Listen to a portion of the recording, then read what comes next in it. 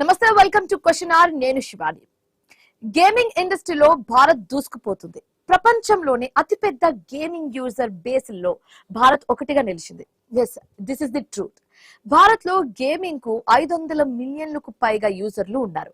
దాదాపు 94% మంది mobile phones ద్వారా గేమింగ్ ఆడుతున్నట్లుగా సమాచారం అందుతోంది. బిలియన్ డాలర్ల గేమింగ్ మార్కెట్ గా ఇండియన్ రికార్డ్ సృష్టించిందని చెప్పొచ్చు. రాబోయే 5 ఏళ్లలో కూడా ఈ మార్కెట్ మరింత వేగంగా పెరుగుతుందని కూడా అంచనాలు వేస్తున్నారు. రైట్, కేవలం టైం పాస్ కోసమే ఆడే గేమ్ ఇప్పుడు పెద్ద బిజినెస్ గా మారిందని చెప్తే మీరు నమ్ముతారా? But this is the fact.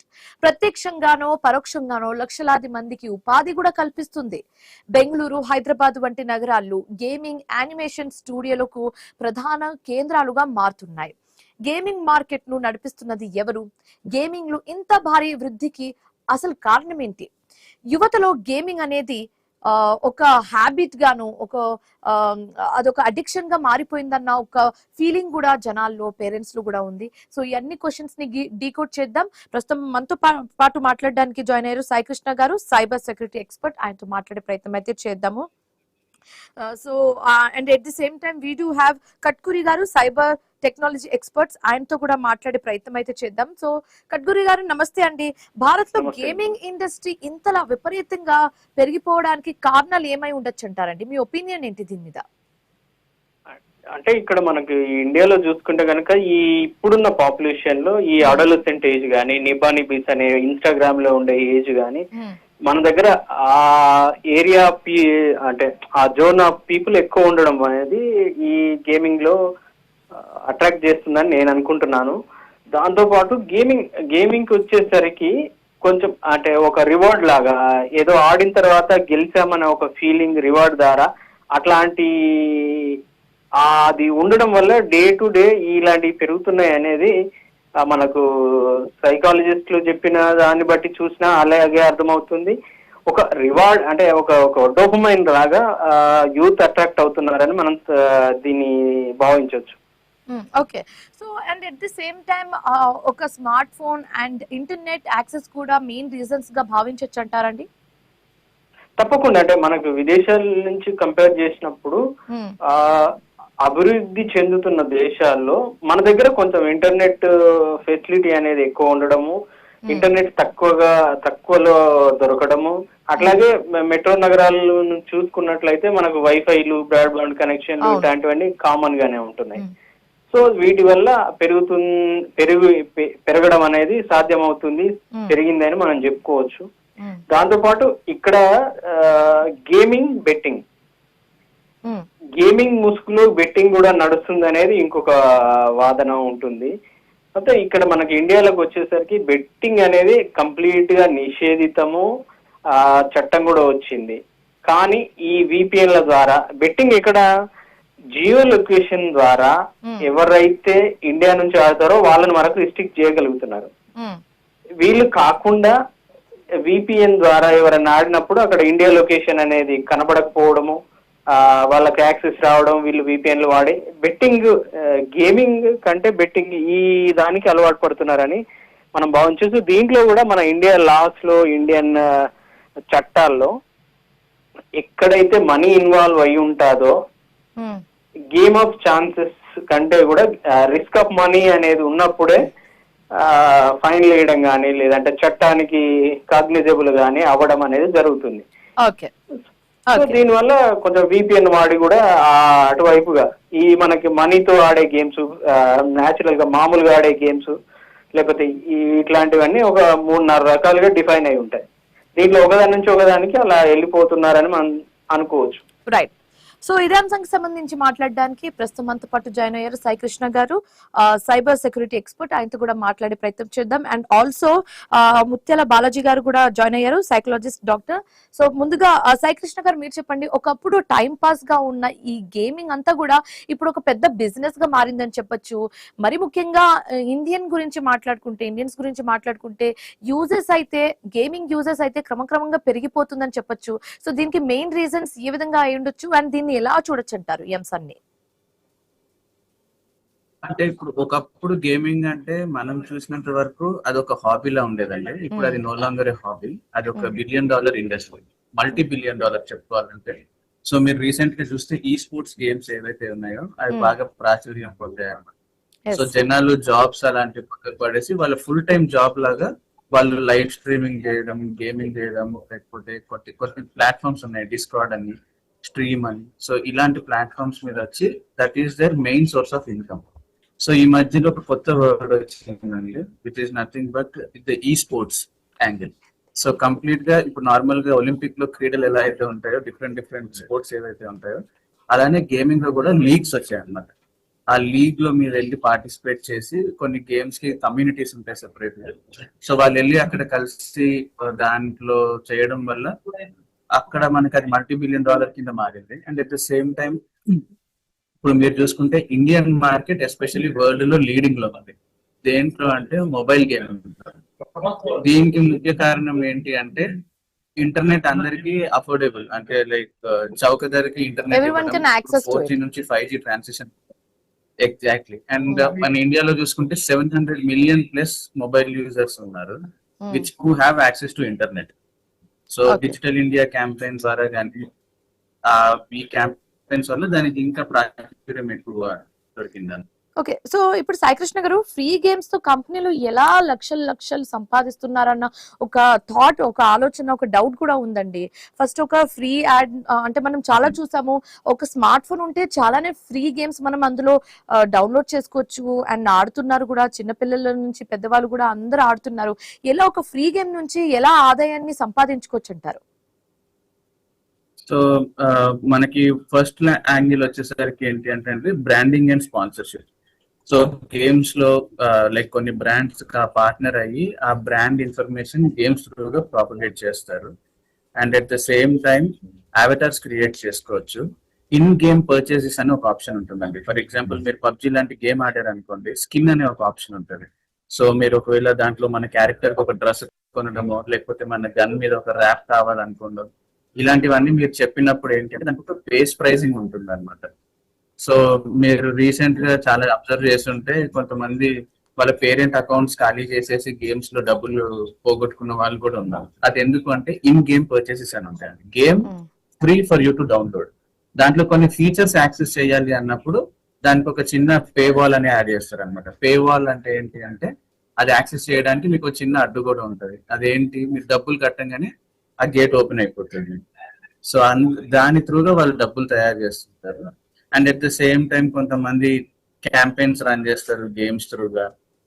మీరు చూసుకుంటే పెద్ద మేజర్ ఈవెంట్స్, బేసికలీ ఒక యూజర్ నుంచి ఎంతవరకు ఆదాయం వస్తుందండి ఒక కంపెనీకి? అంటే అది జనరిక్ గా మనం చెప్పడానికి ఉండదు. కాకపోతే కొన్ని ఇప్పుడు ఫర్ ఎగ్జాంపుల్ యూజర్ బేస్ ఎక్కువ ఉన్న గేమ్స్, పబ్జీ అనే ఒక గేమ్ ఉండే. సో దాన్ని చూసుకుంటే కొన్ని కోట్లలో వచ్చింది వాళ్ళకి. సో గేమ్ ఫ్రీగా వదిలేసిన డెవలప్ చేయడానికి వాళ్ళకి ఖర్చు అయినా కానీ వాళ్ళకి ఏంటి అంటే ఇన్ యాప్ పర్చేసెస్, ఎందుకంటే మిలియన్స్ ఆఫ్ యూజర్స్ ఉన్నారు ఆ గేమ్ కి. సో పర్ హెడ్ ఇప్పుడు ఒక 50 రూపీస్ నుంచి స్టార్ట్ చేసుకుంటే మీకు ఒక చిన్న ఫీచర్ పర్చేస్ చేయడానికి thousands వరకు ఉంటదండి అందులో. రైట్. కస్టమ్ స్కిన్స్ అంటారు, లిమిటెడ్ ఎడిషన్ అని అంటారు. సో దాని వల్ల వాళ్ళకి ఇంకెక్కువ వస్తాయి. $multi-million again. Okay, so overall గా అయితే $multi-million గా ఒక మార్కెట్ ఏర్పడుతుందని చెప్పొచ్చు. రైట్. సో బాలాజీ గారు నమస్తే అండి. ఇప్పుడు మనం చూస్తున్నాము ఒకప్పుడు గేమ్ ఎంటర్టైన్మెంట్ నుంచి ఇప్పుడు ఎడిక్షన్ గా మారింది కాబట్టి దీని ఇంపాక్ట్ పిల్లల మీద, ఎస్పెషల్లీ స్కూల్ గోయింగ్ కిడ్స్ మీద ఏ విధంగా ఫిజికల్ గాను మెంటల్ గాను ఇంపాక్ట్ చూపించే అవకాశాలు ఉన్నాయి? నమస్కారం అండి మీకు, అలాగే సాయికృష్ణ గారు చాలా వివరంగా చెప్పడం జరిగింది. ఇంతకుముందు ఏదైనా గేమ్స్ అనేది ఫిజికల్ అండ్ మెంటల్ డెవలప్మెంట్కి వాడేవాళ్ళండి. స్కూల్స్లో కానీ కాలేజీల్లో కానీ పిల్లలకి మానసిక వికాసానికి లేక శారీరక వికాసానికి అభివృద్ధికి ఉపయోగపడే విధంగా చేయడం జరిగేది. అయితే ఇప్పుడు ఈ గేమ్స్ అనేవి ఏమైపోయిందంటే చేతిలో స్మార్ట్ ఫోన్ రావడం వల్ల చేతిలో గేమ్స్ ఆడడం మొదలుపెట్టారు. ఇప్పుడు రకరకాల ఫ్యాన్సీ గేమ్స్ అని, క్రికెట్, ఫ్యాన్సీ గేమ్స్, అలాగే రకరకాల పబ్జీ గేమ్స్, ఇలా అనేక రకాల గేమ్స్ చూసి వాటికి అట్రాక్ట్ అయ్యి చాలా మంది పిల్లలు ఈజీగా డబ్బులు సంపాదించవచ్చు అనే ఆశతో కొంతమంది అట్రాక్ట్ అవుతున్నారు, కొంతమంది సరదాగా అట్రాక్ట్ అవుతున్నారు. దీనివల్ల ఏంటంటే వాళ్ళు ఆనందాన్ని పొందుతున్నారు. అంటే సైకలాజికల్ గా ఈ గేమ్ ఆడడం వల్ల ఆనందం పొంది దానికి బానిసలు అయిపోయి ఇంకా చదువు మానేసి పని కూడా మానేసి ఈ గేమ్ లో ఇన్వాల్వ్ అయిపోయి దీని ద్వారా డబ్బులు సంపాదించవచ్చు అనే ఒక కోరికతో వీళ్ళు దీనికి వ్యసనం పడుతున్నారు. దీనివల్ల మానసికంగా చాలా నష్టాలు జరుగుతున్నాయి. ముఖ్యంగా వీళ్ళ కాన్సన్ట్రేషన్ బయట విషయాల మీద పెట్టలేరండి. కాన్సన్ట్రేషన్ దెబ్బతింటుంది. చదువు మీద వీళ్ళు శ్రద్ధ పెట్టలేరు. చదువు మీద ఇంట్రెస్ట్ ఉండదు. తర్వాత అలాగే ఆర్థికంగా అండి. బట్ మీన్ వైల్ మనకు ఒక బ్రేకింగ్ న్యూస్ అయితే అందుతుంది. ఆ బ్రేకింగ్ న్యూస్ కి సంబంధించి డీటెయిల్స్ ని ట్రాక్ చేద్దాం. మొత్తానికి సీఎం రేవంత్ రెడ్డిపై కుమార్తె సుస్మిత చేసిన వ్యాఖ్యల వ్యవహారంలో టీపీసీసీ క్రమశిక్షణ కమిటీకి కొండ సురేఖ వివరణ ఇచ్చారు. ఫైనల్ గా సుస్మిత వ్యాఖ్యలను ఆమె వ్యక్తిగత అభిప్రాయం అని స్పష్టం చేశారు. ఒకరి అభిప్రాయాలకు మరొకరు బాధ్యత వహించాలనడం సరికాదని చెప్పారు. నన్ను బాధితురాలిని చేయడం సరికాదని చెప్పారు. నోటీసు వ్యవహారం సహజ న్యాయ స్ఫూర్తికి విరుద్ధమని మంత్రి కొండ సురేఖ అన్నారు. కాంగ్రెస్ నాయకత్వంపై తనకు గౌరవం ఉందని కూడా చెప్పడం జరిగింది. అట్ ది సేమ్ టైం అయితే ఈ అంశంలో తన ప్రమేయం లేదని గుర్తించాలని సూచించారు కొండ సురేఖ. నోటీస్ ను ఉపసంహరించుకోవాలని మంత్రి కొండ సురేఖ కోరడం జరిగింది.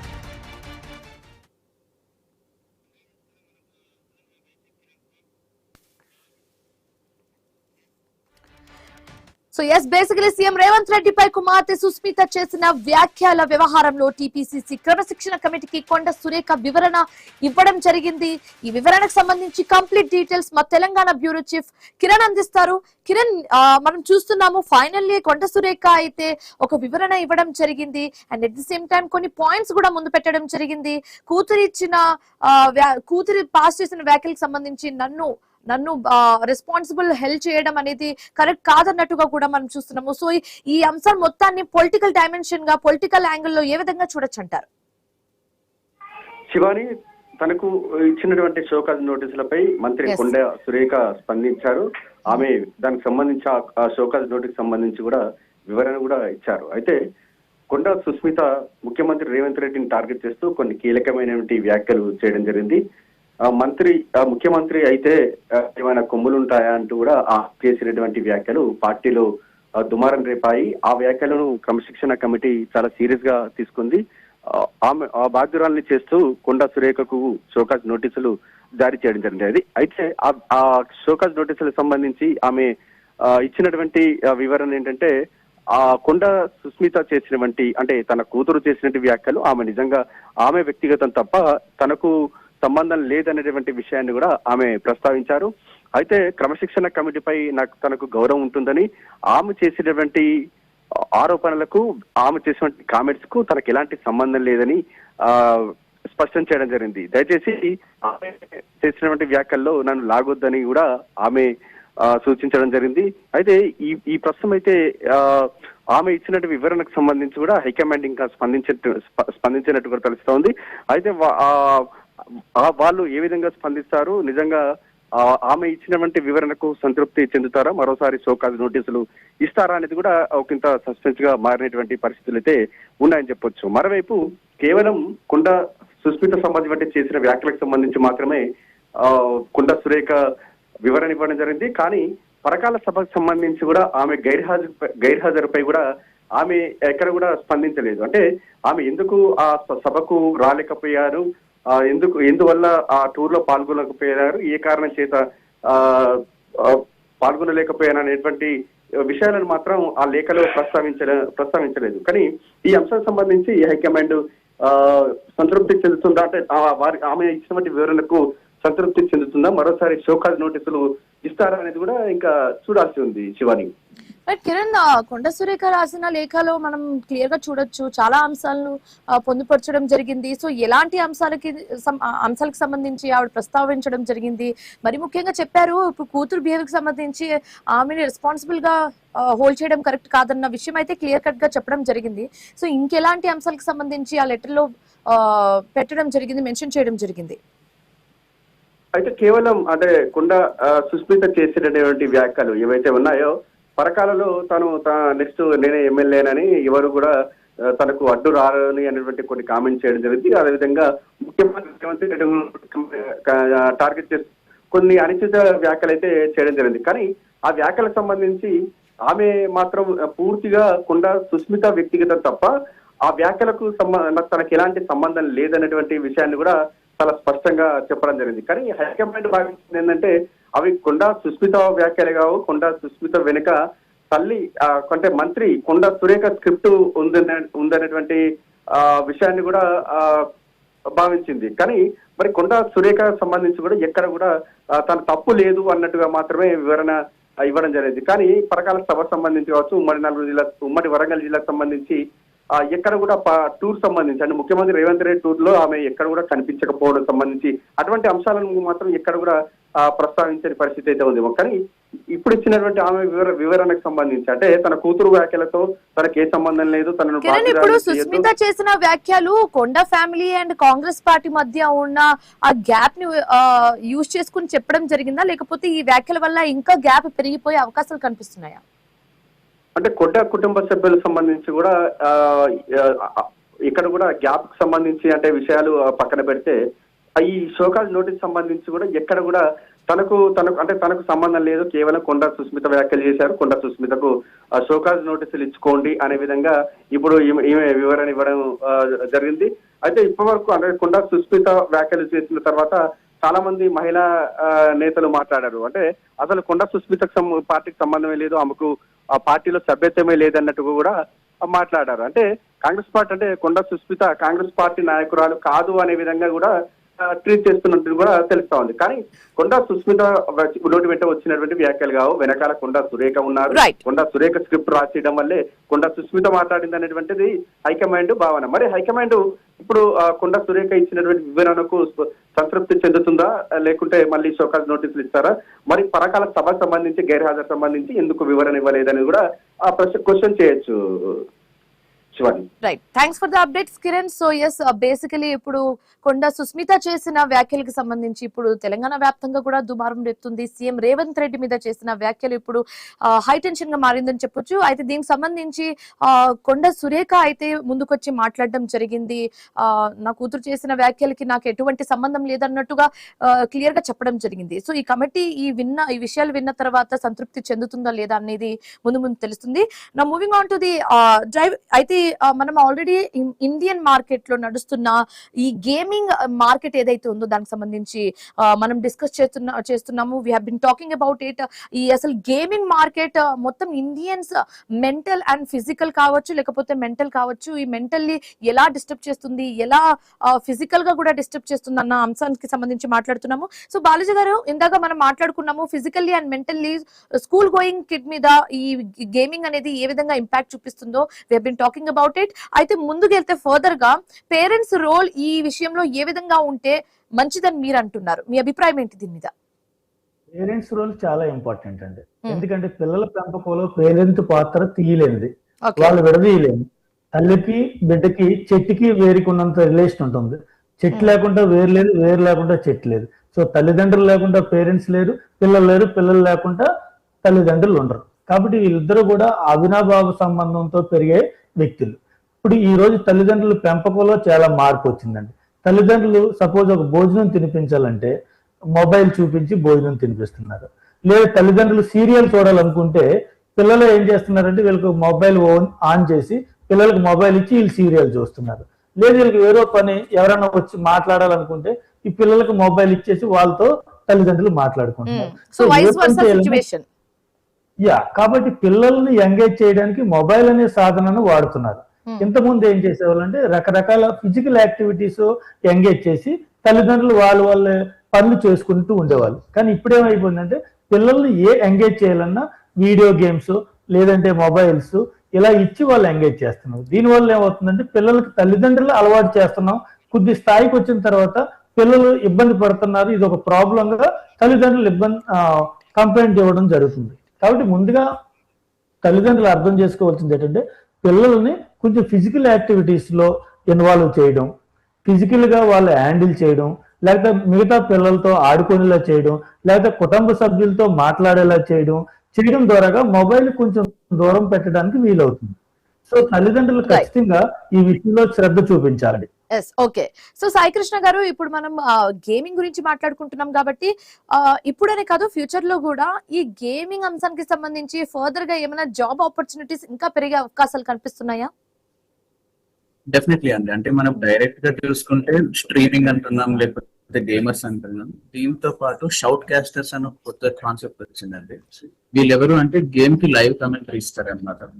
సో అదొకటి. టోర్నమెంట్ ఆర్గనైజర్స్ ఉన్నారు, లేకపోతే మన ఇన్ బిట్వీన్ గేమ్ టోర్నమెంట్స్ మధ్యన వాళ్ళు కొత్త యాక్టివిటీస్ తీసుకొస్తున్నారు, టీమ్ బిల్డింగ్ ఇనిషియేటివ్స్ తీసుకొస్తున్నారు.